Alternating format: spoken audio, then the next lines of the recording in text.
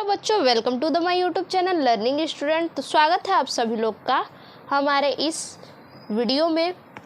तो आज हम आप लोगों के लिए लेकर के आए हैं क्लास 9th का फर्स्ट चैप्टर है हमारे आसपास के पदार्थ।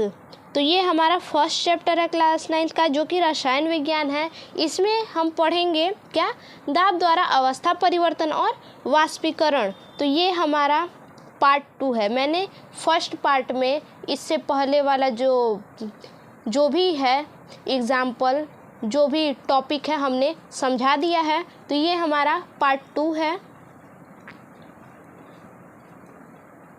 तो आज इसे हम समझेंगे कि दाब द्वारा अवस्था परिवर्तन किस प्रकार से होगा।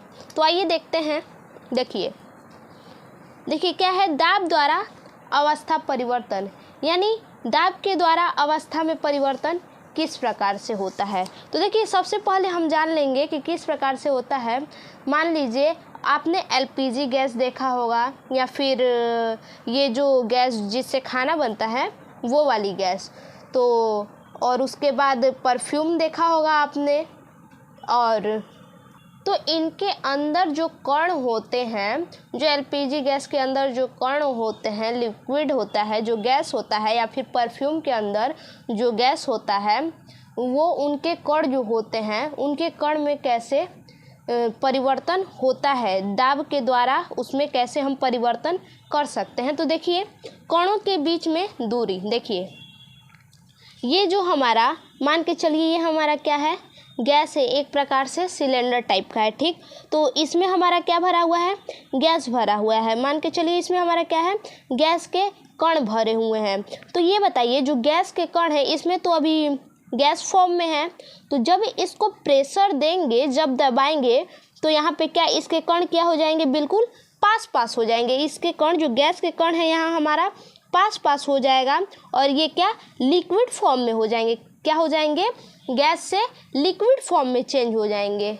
और इसके कण जो है बिल्कुल क्या, यहाँ पे पास आ जाएंगे। यानी जब दाब में परिवर्तन करेंगे तो क्या होगा, हमारा अवस्था में भी परिवर्तन होगा। हमने क्या किया, दाब में परिवर्तन किया।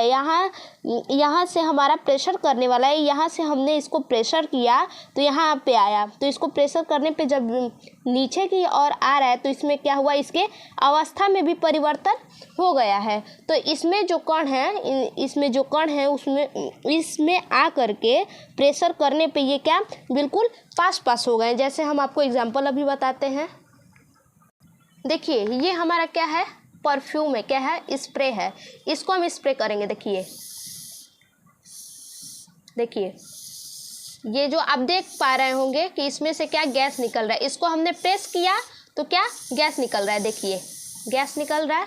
तो ये हमारा क्या है, इसको जब हम प्रेस कर रहे हैं तो इसमें से क्या, गैस निकल रहा है। ऐसे तो इसमें क्या है, लिक्विड भरा हुआ है, लेकिन जब हम प्रेस कर रहे हैं इसको, तो क्या हो रहा है, इसमें से गैस निकल रहा है। तो यानी हम समझ सकते हैं क्या, कि जब हम दाब में परिवर्तन करेंगे तो क्या, अवस्था भी हमारा क्या हो जाएगा, चेंज हो जाएगा। अवस्था में भी क्या होगा, परिवर्तन होगा। उसी तरह से जो एलपीजी गैस है हमारा, रेगुलेटर निकाल करके जब उसमें क्या, हम उंगली से उसको दबाएंगे तो उसमें से क्या, गैस तो निकलेगा, लेकिन उसको देखेंगे कि आपकी उंगली जो होगी, पानी की तरह आपकी उंगली में कुछ लगा होगा, लिक्विड फॉर्म में लगा होगा। तो इससे आप समझ पा रहे होंगे कि दाब में परिवर्तन करने से क्या, अवस्था में भी परिवर्तन हो रहा है। तो देखिए, जितना ज़्यादा दाब होगा उतना ही ज़्यादा क्या होगा, हमारा घनत्व होगा। देखिए दाब,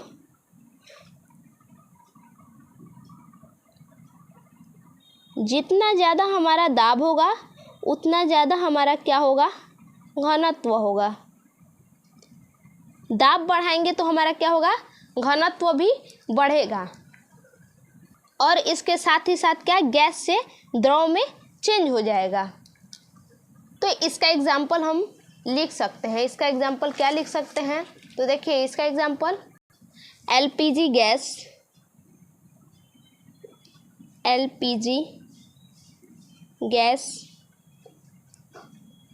परफ्यूम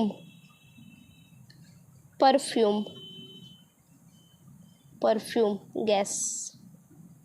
ठीक, आई होप बच्चा आप लोगों को क्या ये टॉपिक क्लियर हो गया होगा, क्योंकि मैंने इसे क्या एग्जाम्पल के माध्यम से आपको दिखाया है। तो देखिए इसके बाद हम अगला टॉपिक क्या पढ़ेंगे। देखिए हमने यहाँ क्लियर कर लिया है क्या, दाब द्वारा अवस्था परिवर्तन। अब हमारा दूसरा क्या है, वाष्पीकरण। तो समझते हैं वाष्पीकरण। देखिए बच्चा इसमें क्या है, हमारा वाष्पीकरण के अंदर दो टॉपिक है क्या, प्रभावित करने वाले कारक, यानी वाष्पीकरण को प्रभावित करने वाले कारक, और दूसरा हमारा है वाष्पीकरण के कारण शीतलता। तो सबसे पहले हम जानेंगे वाष्पीकरण क्या है, किस प्रकार से है। तो देखिए वाष्पीकरण जो है, जैसे हमने क्या लिया, कपड़ा लिया, धुला हुआ कपड़ा लिया और कपड़े को क्या किया, तार पे डाल दिया। अब ऐसा तो नहीं है कि कपड़े को जो है कि हम तार पे डाल दिए ऐसे ही, बस जैसे धुला हमने और वैसे ही टांग दिया तार पे तो सूख जाएगा, ऐसा तो नहीं है। जब तक उसे तार पे पसार करके अच्छे से फैला के नहीं डालेंगे तो क्या होगा, वो जल्दी से नहीं सूखेगा। ऐसे पूरा फैला करके डालेंगे, तार के सतह पे क्या करेंगे, पूरे कपड़े को अच्छे से फैला के डालेंगे तो उसका वाष्पीकरण ज़्यादा होगा। अर्थात कहने का मतलब है कि उस पे जब धूप आएगी, उस कपड़े पे धूप आएगा और कपड़ा फैला के क्या करेंगे, सतह पे डालेंगे तो क्या धूप आएगा तो वो जल्दी क्या, कपड़ा सूख जाएगा। और उसको कपड़े को फैला के नहीं डालेंगे, बस ऐसे ही डाल देंगे, जैसे मैं वैसे सिकुड़ के डाल देंगे कपड़े को, तो वो क्या होगा, जल्दी वो नहीं सूखेगा, यानी वाष्पीकरण बहुत लेट से होगा। और उसी तरह से आप देख सकते हैं क्या, ग्लास में पानी, ग्लास में पानी ले करके उसको रख दीजिए, आप रात को रख दीजिए, सुबह देखिए, या फिर सुबह में रख के आप रात में देखिए, यानी 4-5 घंटे के बाद भी देखेंगे। किसी भी बर्तन में हम पानी रख देते हैं और कुछ समय के बाद देखेंगे उसको, तो क्या उस ग्लास पे जो होता है कि चिन्हा आ जाता है, क्या पानी का जो है कि चिन्हा पड़ जाता है, और पानी जो है कि थोड़ा सा बिल्कुल कम मात्रा में, बहुत ज़्यादा कम मात्रा में, सूक्ष्म मात्रा में क्या कम हो जाता है वो पानी। तो क्या होता है, उस पानी का वाष्पीकरण होता है, उस पानी का भी क्या होता है, वाष्पीकरण होता है। गर्मी के दिनों में जितना ज़्यादा धूप रहेगा, जितनी ज़्यादा गर्मी होगी, क्या उसी के कारण, उसी टेम्परेचर के कारण क्या होता है, वाष्पीकरण होता है।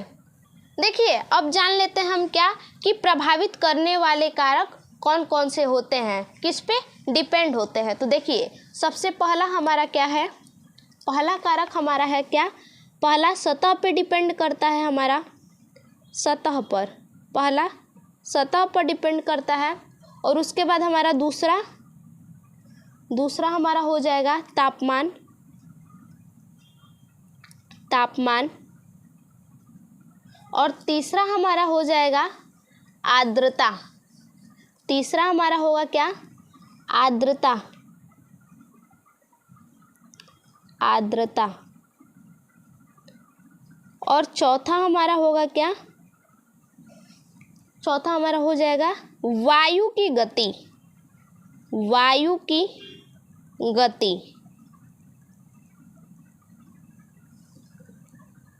देखिए बच्चा ये हमारा हो गया कुआं, क्या ये हमारा कुआं हो गया एग्जाम्पल के लिए। इसमें हम पानी भर लेंगे, क्या पानी भर लेंगे, ये हमने पानी भर लिया। इसके बाद हमारा ये हो गया छोटा तालाब, आप देख पा रहे होंगे ये हमारा क्या हो गया, छोटा तालाब, इसको भी भर लेंगे। और इसके बाद हम क्या लेंगे, एक बड़ा तालाब, ये हमारा क्या हो गया, बड़ा तालाब हो गया। अब हम इस पे क्या, अंधेरा करके सूर्य का प्रकाश डालेंगे, ऐसे देखिए, ऐसे क्या करेंगे हम, सूर्य का प्रकाश। तो देखिए जब सूर्य का प्रकाश पड़ेगा तो आप देख पा रहे होंगे कि क्या बड़े तालाब पे भी पड़ रहा है, छोटे तालाब पे भी, पूरे नीचे की सतह तक एक प्रकाश जा रहा है। लेकिन कुएं पे क्या है, पूरे नीचे तक के सतह पर क्या हो रहा है, नहीं जा पा रहा है। आप देख पा रहे होंगे कि देखिए ये हमारा जो बड़ा तालाब है इस पे पूरा नीचे की सतह तक पड़ रहा है, और ये हमारा छोटा तालाब है इस पे भी क्या है, नीचे की सतह तक प्रकाश पड़ रहा है। लेकिन ये हमारा जो कुआं है इस पे क्या हो रहा है कि पूरा नीचे की सतह पर नहीं पड़ रहा है। तो देखिए यही कारण है कि जब कुएं पे क्या होता है, नीचे की सतह पर प्रकाश नहीं पड़ता है तो हमारा क्या होता है, कुएं का पानी जो होता है बहुत ही ज़्यादा ठंडा होता है, बहुत ही ज़्यादा शीतल होता है, हीट नहीं होता है हमारा पानी। और ये क्या है, इसका वाष्पीकरण जल्दी नहीं होता है। बहुत नाम भर के लिए, मतलब ना मात्रा की बराबर, बहुत कम परसेंट में ये क्या होता है, इसका वाष्पीकरण होता है, बहुत ही हल्का वाष्पीकरण होता है। वहीं पे जब आप बड़े तालाब और छोटे तालाब में देखेंगे तो क्या होता है कि इसका वाष्पीकरण बहुत जल्दी होता है। यानी आप कह सकते हैं कि सतह जितना ज़्यादा होगा वाष्पीकरण हमारा क्या होगा, उतना ही ज़्यादा होगा। और उसी तरह से क्या है कि हमारा कपड़ा भी है, कपड़े को जितने ज़्यादा सतह में फैलाएंगे उसका क्या होगा, वाष्पीकरण उतना ही ज़्यादा होगा। दूसरा हमने क्या बताया है आपको, तापमान बताया है। तो देखिए तापमान के लिए क्या कि जब टेम्परेचर गर्मी में जितना हाई होता है, जितना ज़्यादा हीट रहेगा, उतना ही जल्दी ये क्या होगा, हमारा तालाब का वाष्पीकरण होगा। तालाब हमारा क्या होता है, गर्मी में सूख जाता है, लेकिन वहीं कुएं का जल होता है जो नहीं सूखता है। तो तापमान भी हमारा क्या है, क्लियर हो गया। उसी तरह कपड़े पे भी लेंगे तापमान को, तो जितना ज़्यादा टेम्परेचर होगा उतना ही जल्दी हमारा क्या होगा, कपड़ा सूख जाता है। गर्मी के दिनों में आप देखेंगे कि बहुत जल्दी हमारा कपड़ा क्या होता है, सूख जाता है। उसी तरह से सतह जितना ज़्यादा होगा उतना ही ज़्यादा वाष्पीकरण होगा। और यहाँ पे भी हमारा छोटे तालाब में भी आप देखेंगे तो क्या, इसका भी वाष्पीकरण होता है और बड़े तालाब का भी वाष्पीकरण होता है, लेकिन वही कुएं का बहुत कम मात्रा में वाष्पीकरण होता है। उसके बाद तीसरा हमने आपको बताया है क्या, आर्द्रता। तो आर्द्रता देखिए, बारिश के दिनों में हमारा तालाब होता है या फिर कुआं होता है, तो कुआं का तो वाष्पीकरण होता ही नहीं है। बारिश के दिनों में कुआं से कोई मतलब नहीं है, लेकिन वही तालाब को देखेंगे तो क्या होगा, वहाँ पे उसमें क्या होता है, उसका जो मिट्टी होता है, जो फर्श होता है, जो मिट्टी होती है, उसका आर्द्रता क्या होता है, बहुत ज़्यादा होता है। यानी उनमें नमी क्या होती है, बहुत ही ज़्यादा, काफ़ी मात्रा में होती है। इसीलिए बच्चा देखिए, जहाँ पर नमी ज़्यादा होगा वहाँ पे वाष्पीकरण क्या होगा, बहुत ही कम होगा। बारिश के दिनों में धूप कहाँ जल्दी होता है, जल्दी धूप नहीं होता है। तो धूप नहीं होगा, टेम्परेचर ज़्यादा नहीं होगा, तो वाष्पीकरण क्या होगा, जल्दी नहीं होगा। इसीलिए आर्द्रता में क्या होता है कि फर्श गीला होता है, मिट्टी गीली होती है, इसीलिए उनका वाष्पीकरण जल्दी नहीं होता है। या फिर कपड़े को भी ले लीजिए, तो बारिश के दिनों में कहाँ कपड़ा सूखता है, जल्दी कपड़ा नहीं सूखता है। उसके बाद चौथा हमारा क्या है, वायु की गति। देखिए इसका मतलब क्या है कि कपड़ा जो होता है, हम जो तार पे फैलाए होते हैं, वो क्या होता है कि जब धूप नहीं भी होता है तो वायु जब चलता है तो वायु की गति के कारण क्या होता है, कपड़ा हमारा सूख जाता है। वायु की गति के कारण क्या होता है, कपड़ा हमारा सूख जाता है। ठीक, आई होप बच्चा आप लोग को समझ में आया होगा। तो देखिए यहाँ पे भी हम बता देते हैं क्या, सतह जितना ज़्यादा होगा वाष्पीकरण क्या होगा, उतना ही ज़्यादा होगा। वाष्पीकरण क्या होगा, उतना ही ज़्यादा होगा। अभी हमने आपको बताया तालाब कुएं के माध्यम से कि जितना ज़्यादा सतह होगा वाष्पीकरण क्या होगा, उतना ही ज़्यादा होगा। और टेम्परेचर यानी ताप जितना होगा वाष्पीकरण उतना ही ज़्यादा होगा। वाष्पीकरण क्या होगा, उतना ही ज़्यादा होगा। उसी तरह से देखिए आर्द्रता अगर ज़्यादा होगा, हमने क्या बताया, आर्द्रता का मतलब नमी। देखिए नमी मतलब बारिश के दिनों में जब आर्द्रता होती है तो वाष्पीकरण ज़्यादा नहीं होता है। क्या, वाष्पीकरण हमारा ज़्यादा नहीं होता है। उसी तरह से देखिए वायु की गति, जब वायु तेज चलेगा तो क्या होगा, हमारा वाष्पीकरण उस टाइम भी होगा। क्या, वाष्पीकरण उस टाइम भी होगा, हवा चलेगा फिर भी हमारा वाष्पीकरण होगा, कपड़ा सूख जाएगा। ठीक, तो आई होप इतना आप लोग को समझ में आया होगा। तो देखिए बच्चा, हमने क्या क्या अभी आप लोग को बताया। एक तो बताया क्या, वाष्पीकरण में क्या प्रभावित करने वाले कारक, ये हमारे क्या हैं, चारों प्रभावित करने वाले कारक हैं। अब हम क्या देखेंगे, वाष्पीकरण के कारण शीतलता। वाष्पीकरण के कारण शीतलता किस प्रकार से होता है, तो आइए देखते हैं।